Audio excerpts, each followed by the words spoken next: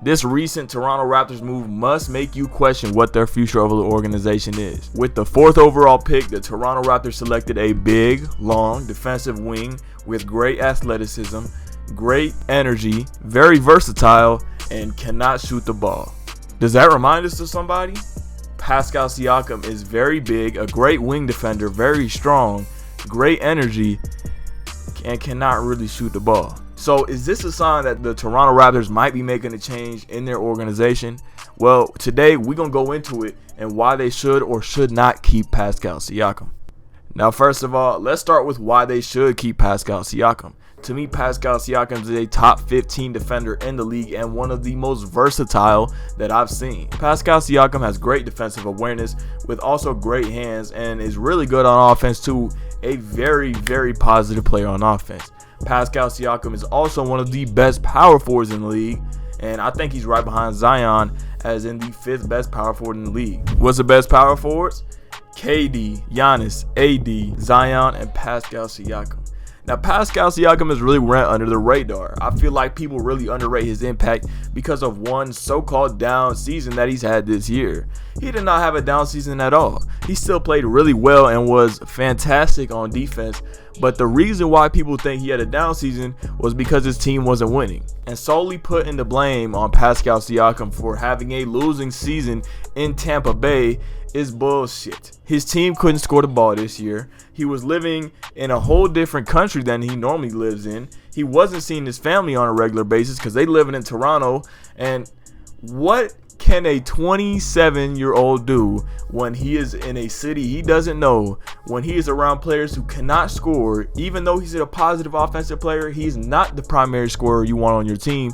What is he supposed to do?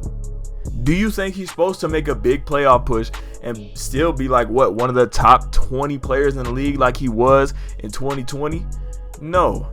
Now, I can say that Pascal Siakam is not as good as his 2020 self, but let's not forget the amazing talent that he is. To a contender, Pascal Siakam will take that team to the next level and most likely help them win the championship. Cool, he folded in 2020 in the playoffs, but did we forget 2019? When he was playing with Kawhi Leonard and playing against some great stars, and he was playing great defense and locking up opposing bigs.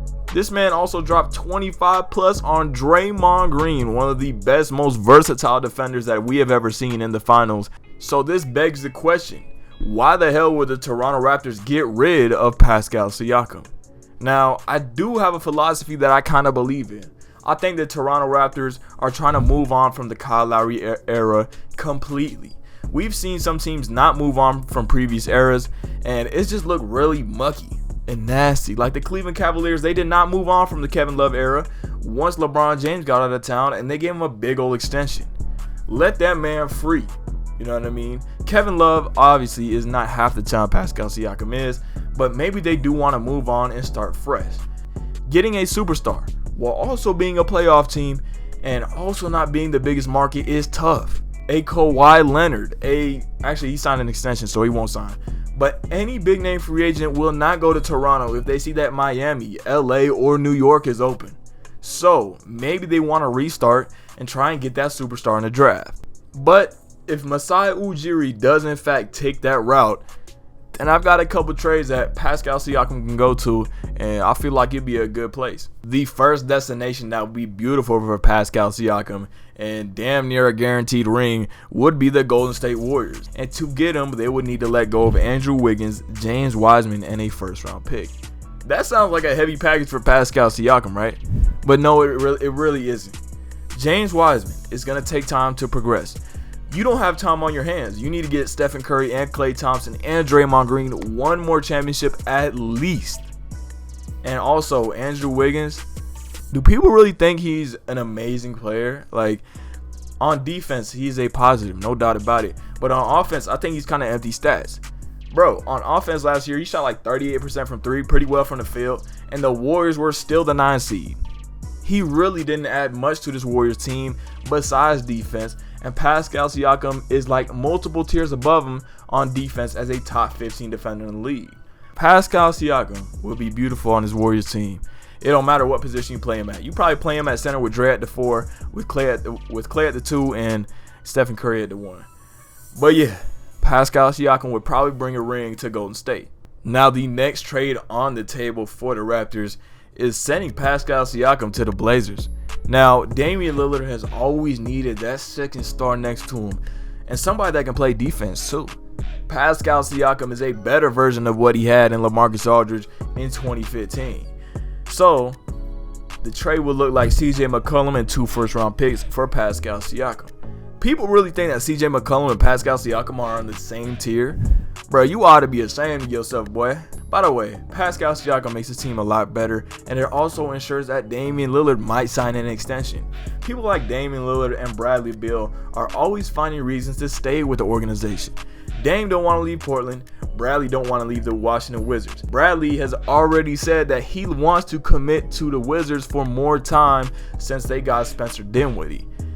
If Spencer Dinwiddie can give you security with Bradley Beal, you for damn sure right that Pascal Siakam will give security for Damian Lillard.